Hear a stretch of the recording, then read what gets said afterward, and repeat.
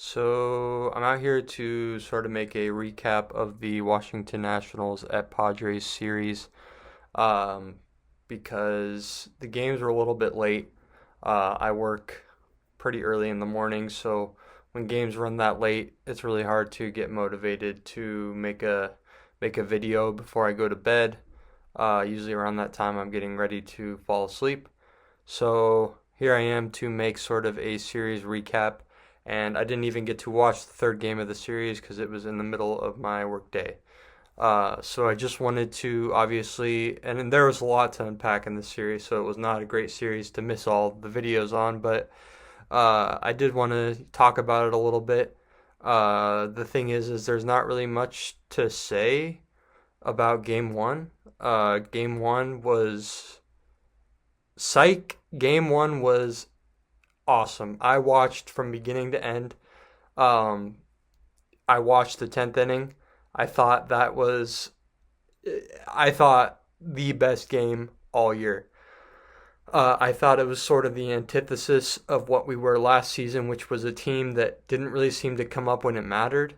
Um, it it was a game of the season so far.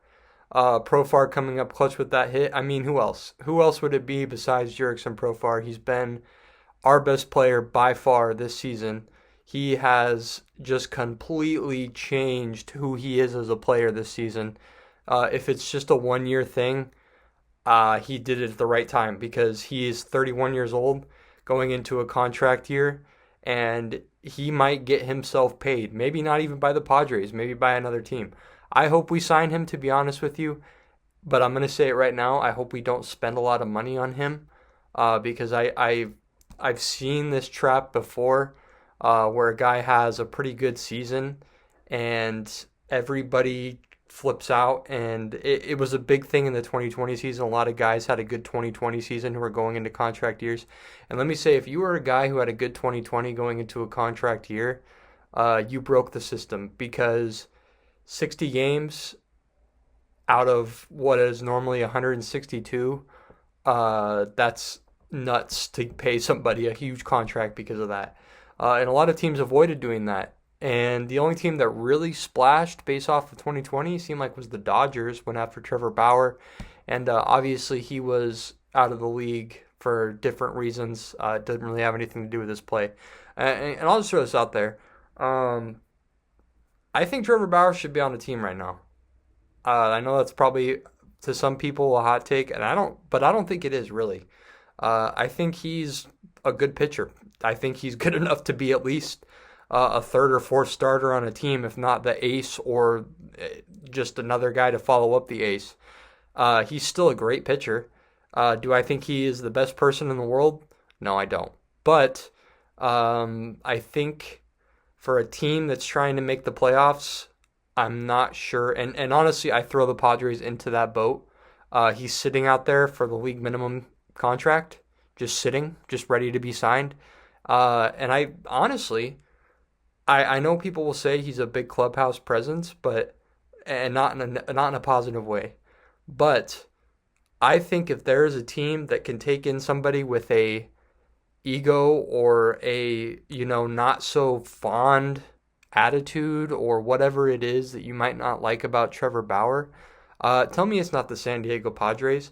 That team is already festering so many huge egos. You got Machado, right? You got Tatis.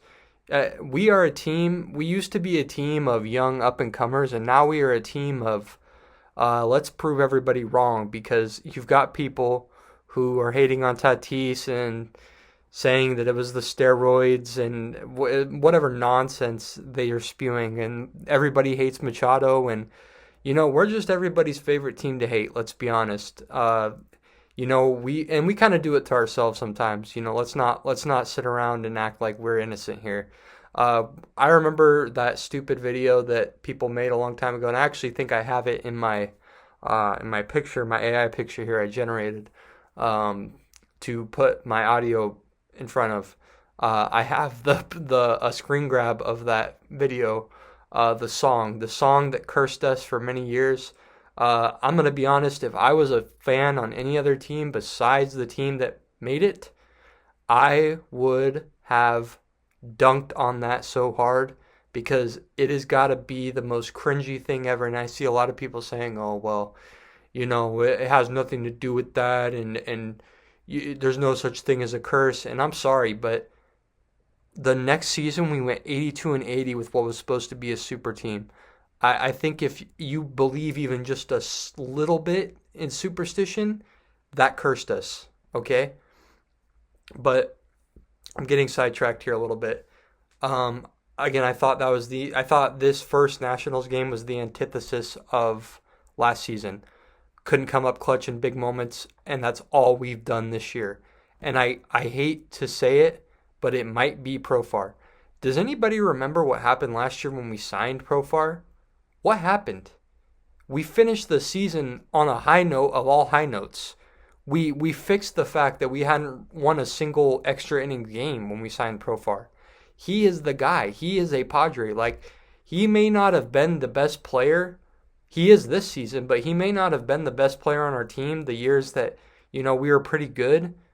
But he made a difference, it seemed like. I don't know what it is. I don't know if it's his presence or what, but he seems to bring something to this team that when he's not there to do that, everything falls apart. I don't know if he balances out all the big personalities because he's a very I think it's cringe sometimes people talk about vibes above replacement. I saw him say that in an interview once.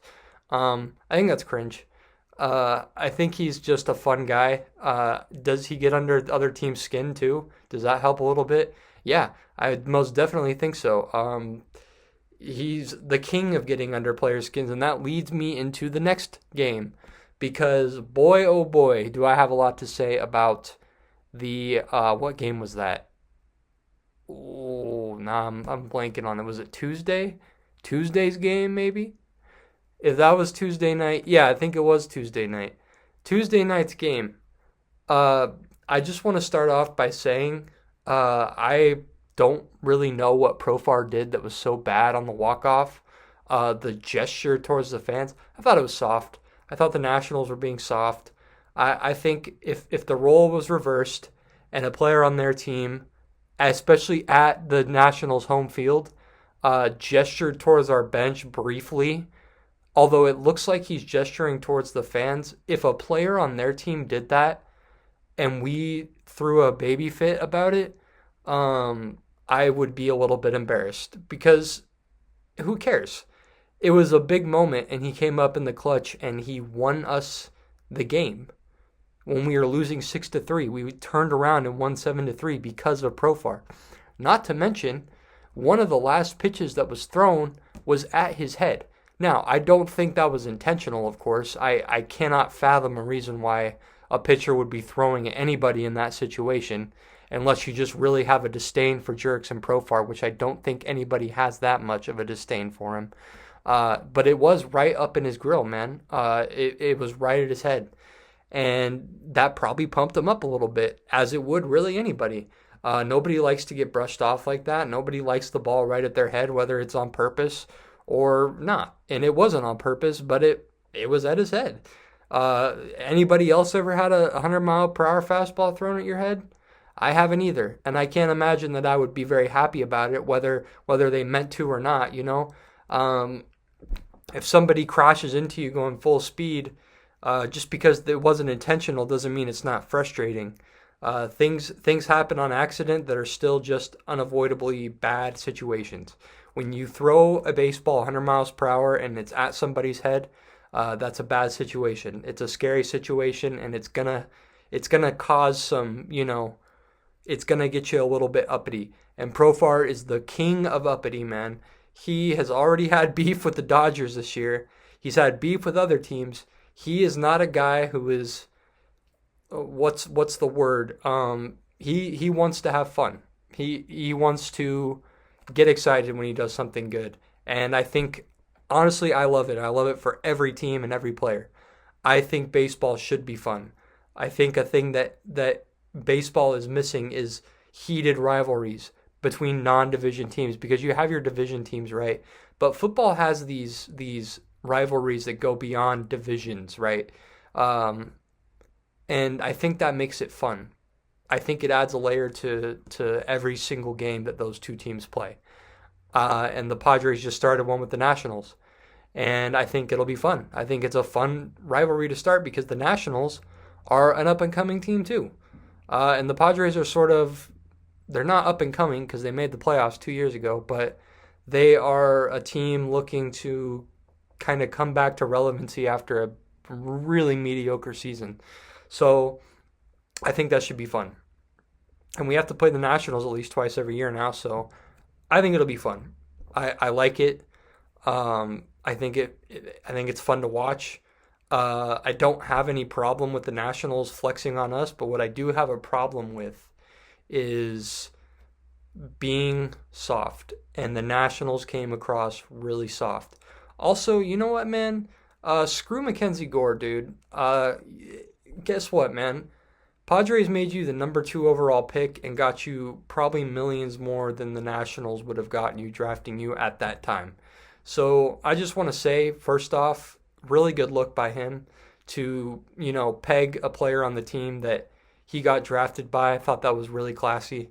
Um,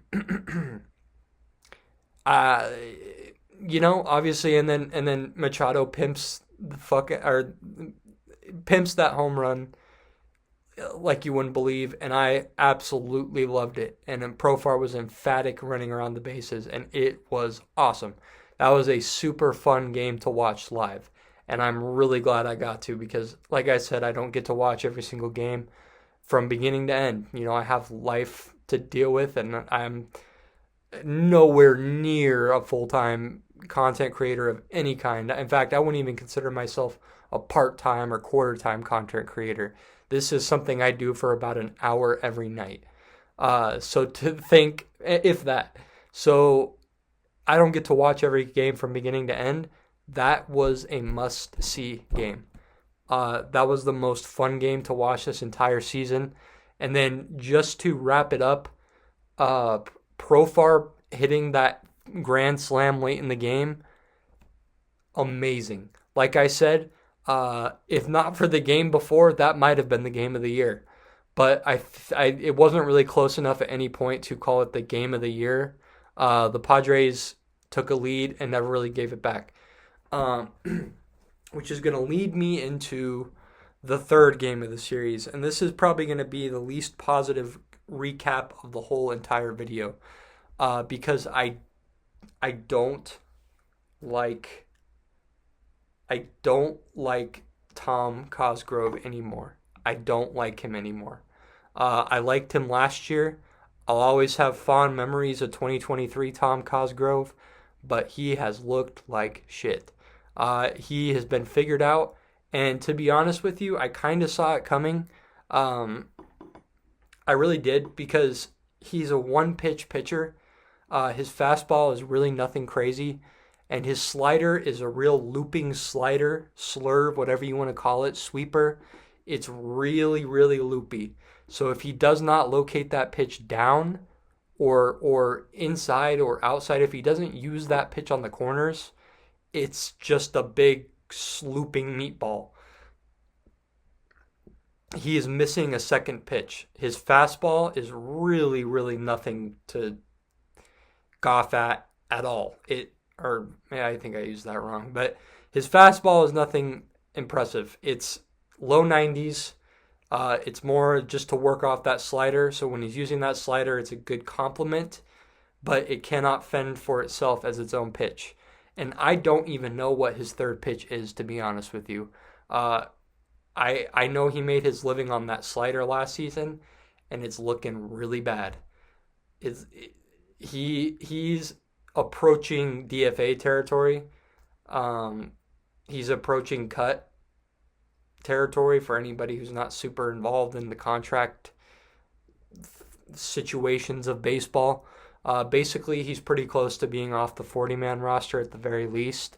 And if I had to guess, he's coming close to a point where they might just cut him.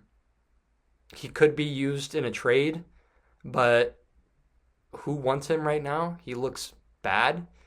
So I think the more likely situation is he's just might be cooked as a Padre. It might just be over for him. We might just get rid of him for free. Uh, will another team pick him up? I don't know.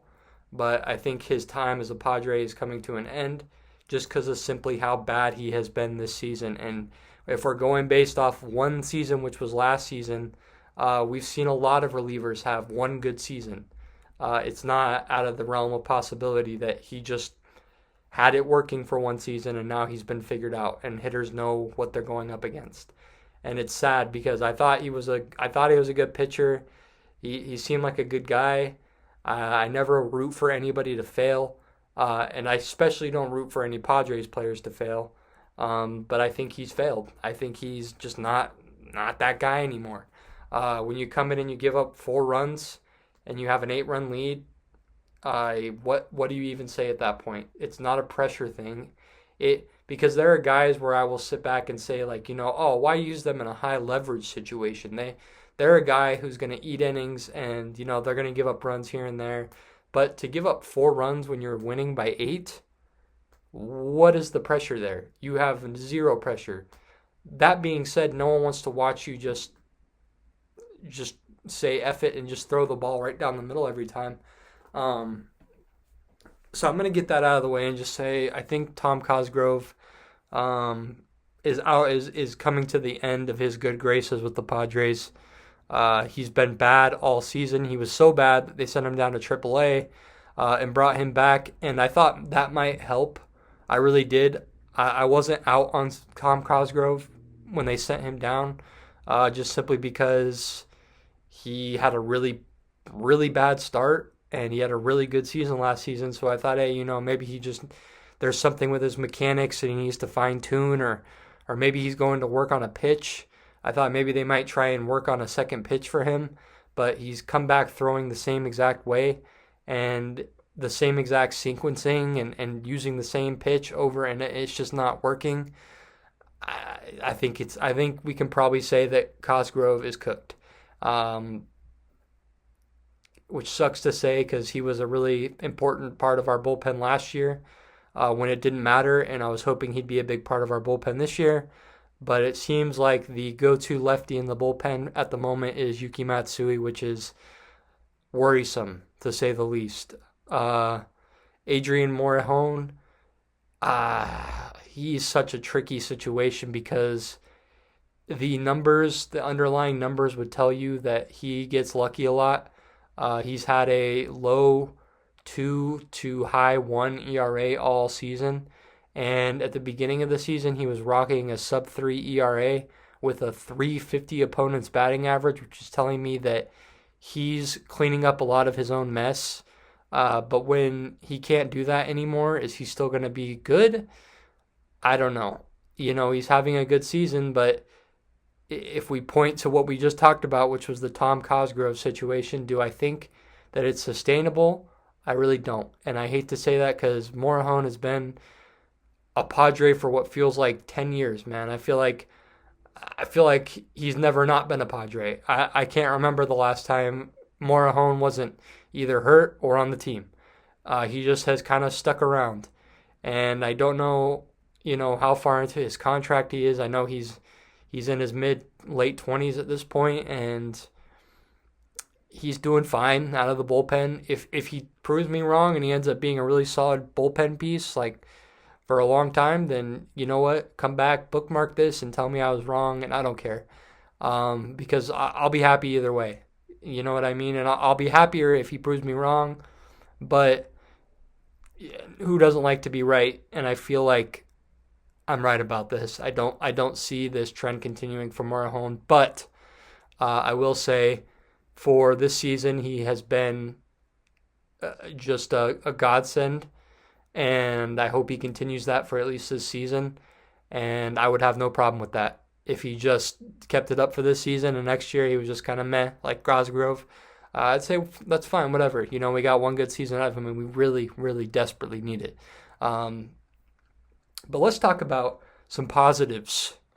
Some positives from that game, the series finale. And we swept, by the way, which is sweet because we've only, I think, swept twice now this season, because it seems like we have had so many series where we were in prime position to sweep, and we just couldn't get it done. So to have two sweeps in I think the last month, two sweeps in the last month, I think it's great. It's really encouraging to see us finish it out. And the thing I especially liked about the National Series is the Nationals are a mid to low tier team.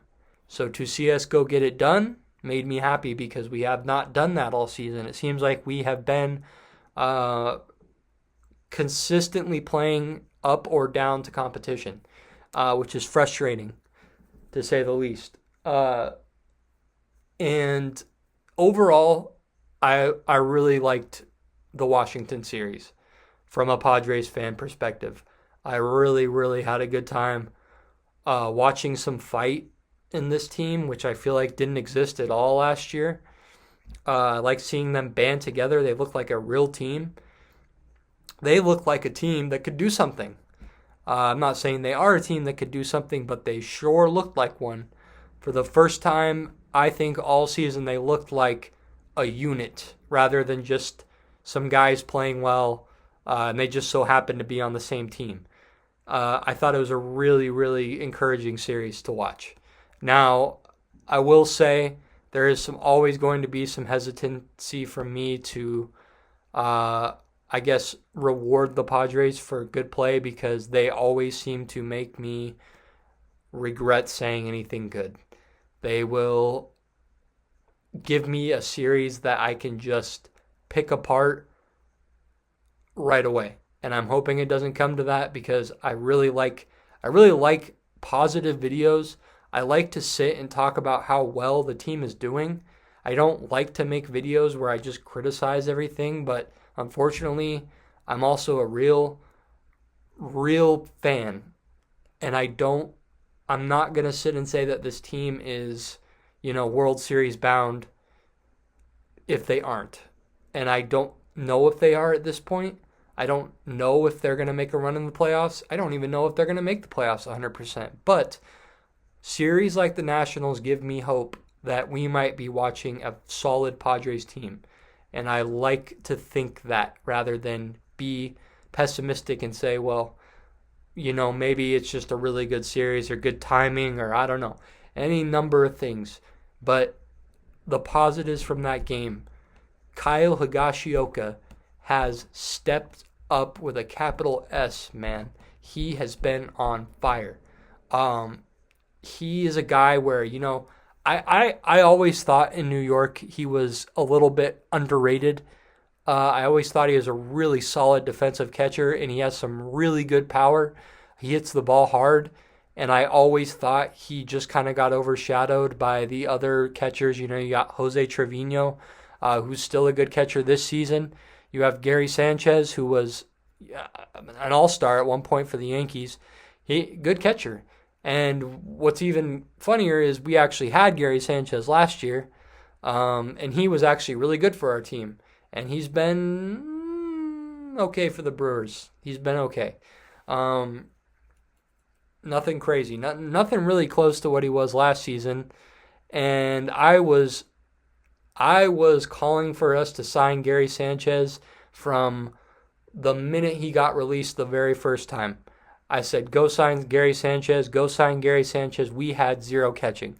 And they did it, and it worked out. And not to say that, I always know what's best for the Padres. I surely don't, because I have said a lot of things that have looked really bad too. But I do have some times where I see something or think something, and it's not a bad idea. And that was the Gary Sanchez move, and it worked out really well for us. It would have worked out better if we signed him earlier, but we signed him when he did, and he did everything he could, and we didn't make the playoffs, and that wasn't his fault. But I thought Higashioka had a similar potential, if you will, because I always thought he was a solid player in New York and just didn't have a place to start. He just was not a starting catcher for them. They had a better defensive catcher in Jose Trevino, who was also kind of putting up good offensive numbers. There was nowhere for him to play. So he gets sent to the Padres in a deal for Juan Soto, and obviously I didn't want to lose Juan Soto, but for him to be on the list of names, I was a little bit happy. I was happy to have him as a backup. And now I'm happy to have him as a starter because, to be honest, Campusano was not doing jack shit. I'm dreading when he comes back, and I'm worried that Schilt is going to try and force him into the lineup, and I hope he doesn't. I hope he keeps riding with Higashioka. I think he's a good catcher, underrated, and even if the offense isn't on, which it has been, he's a much better defensive option behind the plate. Why do you think they have him specifically catch Matt Waldron, who throws one of the most difficult pitches in baseball to catch, the knuckleball? They have him do it for a reason, because he's just leagues ahead of Campusano in terms of defensive catching. He's even got a better arm to a degree. Campusano's arm might be a little bit stronger, but it does not matter because he has zero aim and zero pop time. He's out of the crouch so slow, and his defense is so bad that when he does catch the ball, it almost seems like a miracle because he's just not a good defensive catcher. He's bottom percentile in almost every catcher defensive metric that exists. He's just not good. The problem is if he was a good hitter, he could be a DH, but he's not a good hitter necessarily either.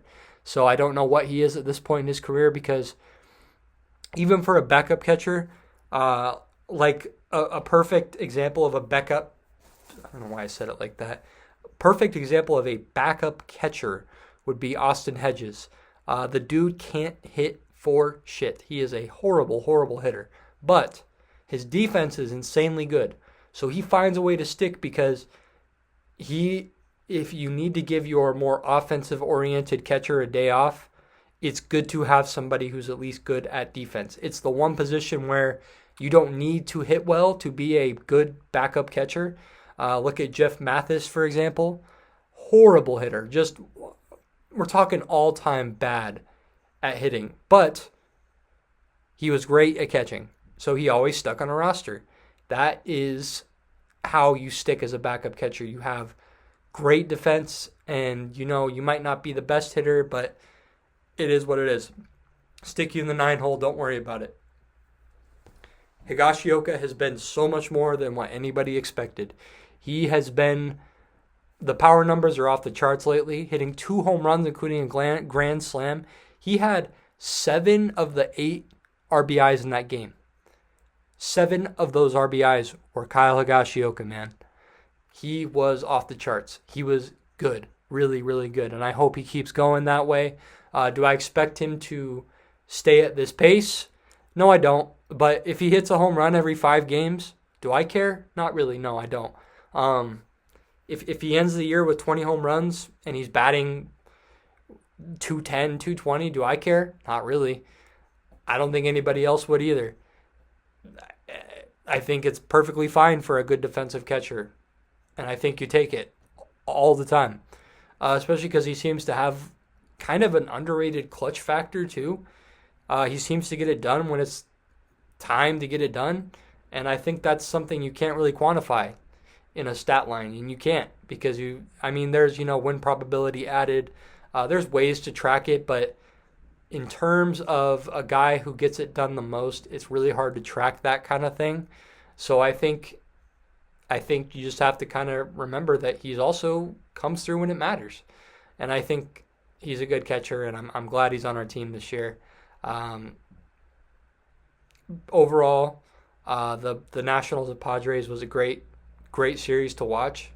I had a lot of fun watching the first 2 games.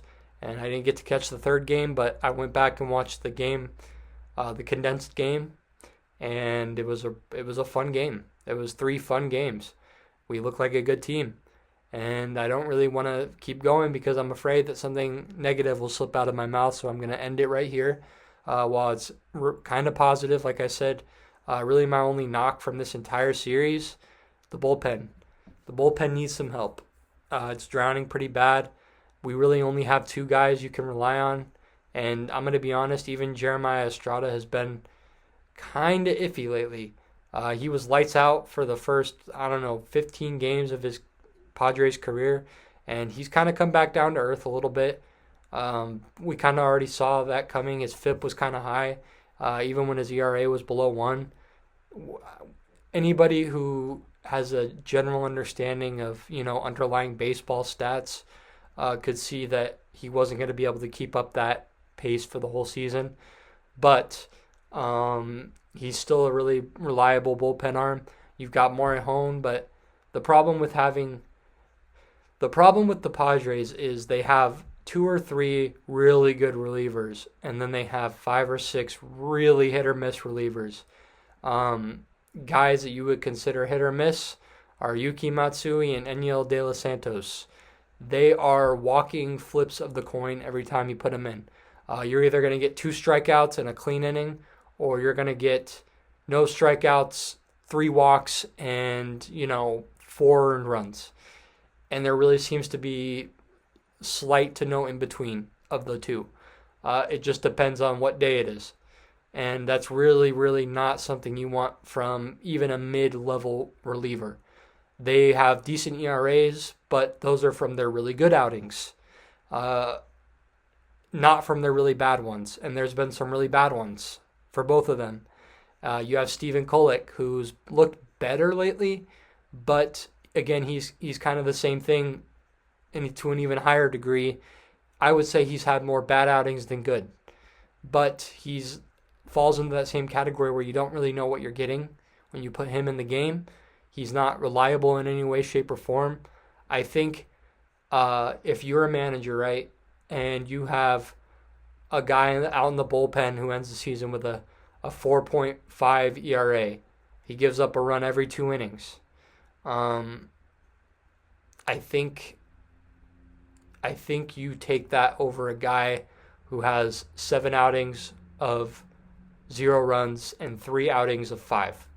I think you take the consistency more in the bullpen than you do it in the starting rotation, because obviously normally you're going to the bullpen in higher leverage situations, and Matsui and Enyel De Los Santos and Kolek are not guys you think of when you think of model consistency. I think our good relievers right now are Jeremiah Estrada from the right side, and then you have Adrian Morejon from the left side. And I think those are 2 solid relievers right now, setup guys. And then obviously you have Robert Suarez, who's been lights out all season. I don't care what the FIP says. I don't care what the underlying stat says. He has been dominant, and that's it. He's just been a dominant closing pitcher, and he's been fun to watch. And then you have Wandy Peralta, who I'll be the first to say it, I'm not a big Wandy Peralta fan. He's never really had good numbers under the hood. He's always been like an ERA sort of finesser. He always has pitched to an ERA much better than, stats would indicate that he would. And it's kind of coming to a head this year a little bit more than other years. I don't think he's the answer for a bullpen at all. And then you have Tom Cosgrove, who's likely not even going to be in the bullpen much longer. So if that's your bullpen right there, I know for a fact I'm forgetting somebody right now, and I'm not sure who it is, but I'm forgetting somebody. And if you know, feel free. But whoever it is, if I can't even remember, then they probably fall into that same tier.